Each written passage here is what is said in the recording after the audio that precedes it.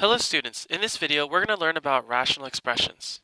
So at the end of this lesson, you should be able to simplify rational expressions using arithmetic and factoring. So let's get started. First we're going to talk about domain and functions. Now a domain refers to all of the values for which a function exists. This typically refers to the x values of a function. So as we go through examples A, B, C, and D, I want you to consider or figure out what you notice about the graph, its equation, and its domain. So let's look at A. So for part A, you'll notice that it's just a straight line. Now if we look at the x values, this line will continue to go diagonally in the same way that it's going, which means when x is 1, there is a value for the graph, which is right here. When x is 2, there's a value for that graph here. So at any value for x, this line still exists. So for that, we say all real numbers.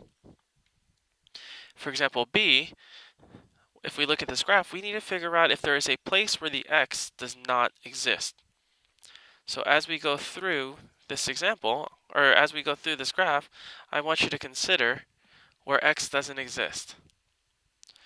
So we're going to trace this line starting here, and as we go to the right, you'll notice that it starts to dip and then it goes away, and it's going to continue to go down, but all of a sudden it ends up here at the top, and it's going to go down to the right. Where we have an issue with it is right here at 3.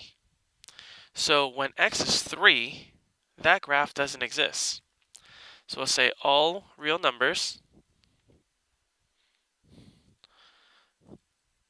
where x is not equal to 0, or where x is not equal to 3.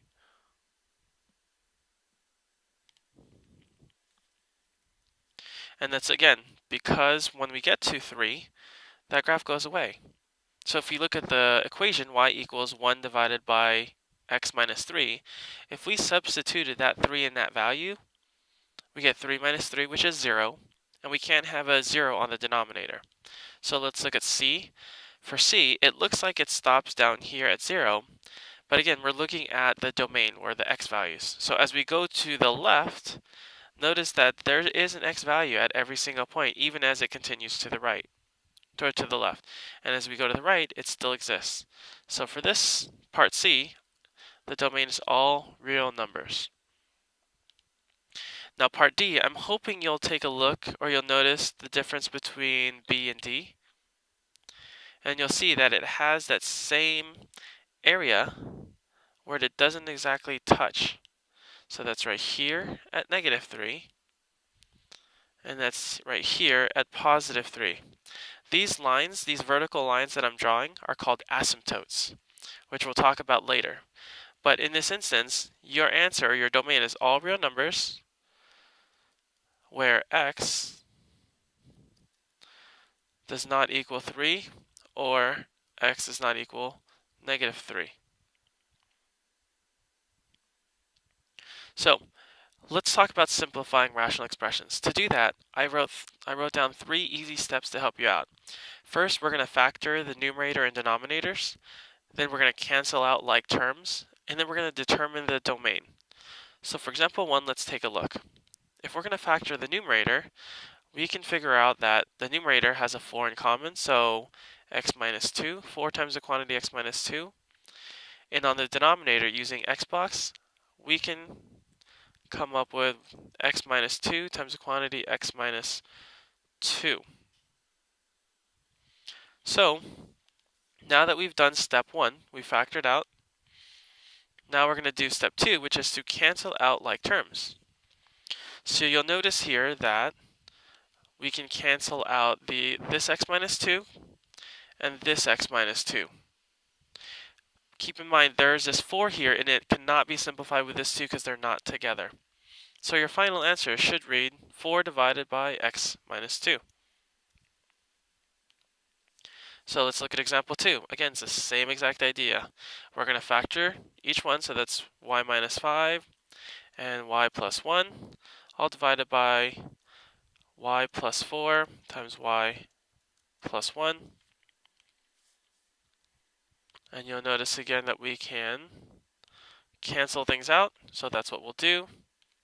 We're going to cancel out y plus 1, and your final answer is y minus 5 divided by y plus 4, and that's your answer. So, example 3, it's the same exact thing.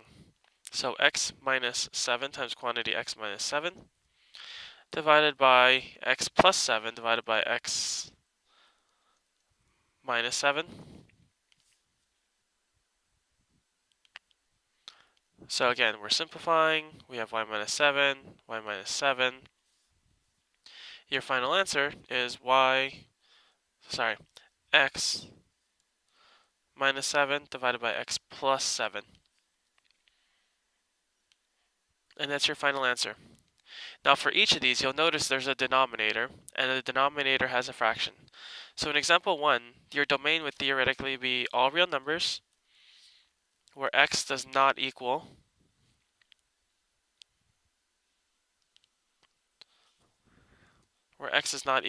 2.